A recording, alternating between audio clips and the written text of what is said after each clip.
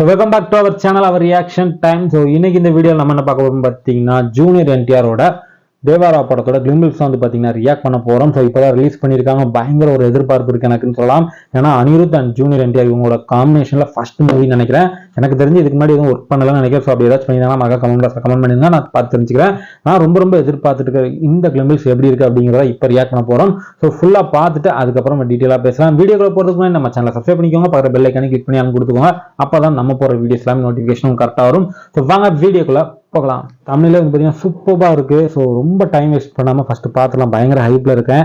So 3, 2, 1 let's கோ.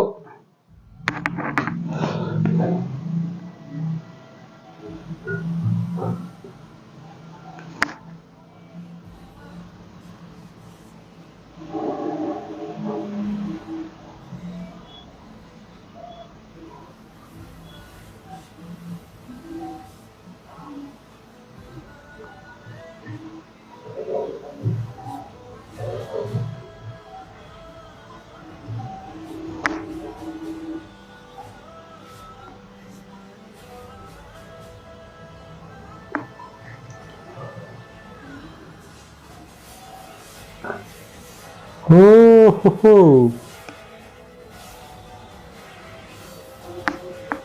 பயங்கர ஃபிட்டா இருக்காருங்க.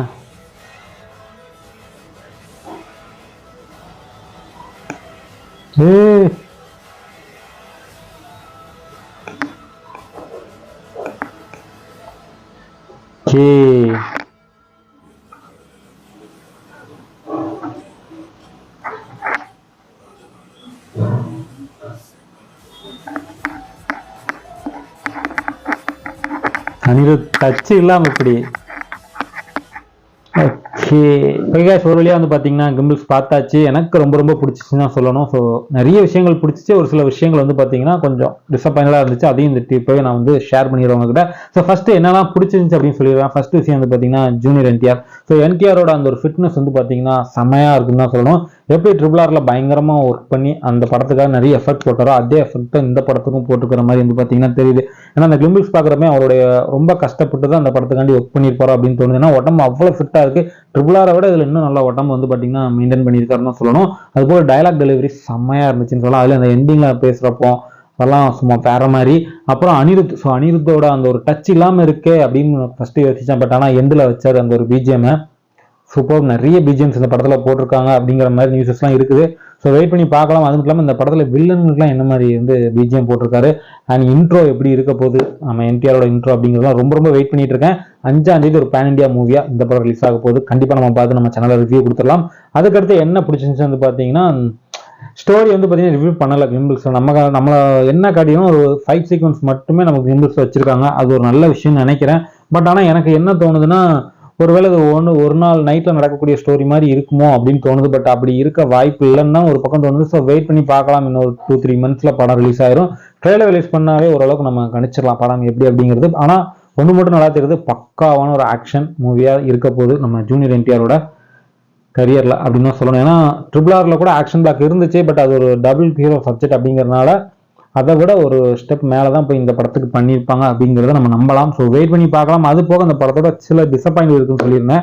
ஸோ அது என்னென்ன அப்படின்னு வந்து பார்த்தீங்கன்னா கிராஃபிக்ஸ். ஸோ விஎஃப்எக்ஸ் இன்னும் கொஞ்சம் மெனக்கிட்டு இருக்கலாமோ அப்படின்னு தோணுது. ஏன்னா ஸ்டார்டிங்ல வந்து பார்த்தீங்கன்னா அவங்க இந்த கப்பலில் ஓடுறதெல்லாம் விஎஃப்எக்ஸ் இந்த கிளிம்பிள்ஸ்காண்டி இப்படி பண்ணாங்களா என்ன அப்படிங்கிறது எனக்கு தெரியல. அது பார்க்குறப்போ கொஞ்சம் ஒர்க் அவுட் ஆகலை அப்படிங்கிற மாதிரி தெரிஞ்சிச்சு.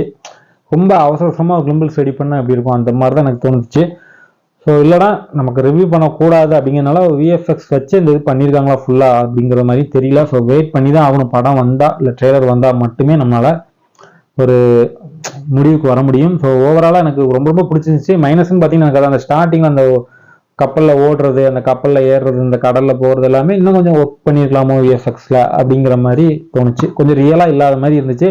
பட் கிளிம்பிள்ஸில் அப்படி தான் வச்சா கொஞ்சம் இருக்கும் அப்படின்னு வச்சாங்களான்னு தெரியல.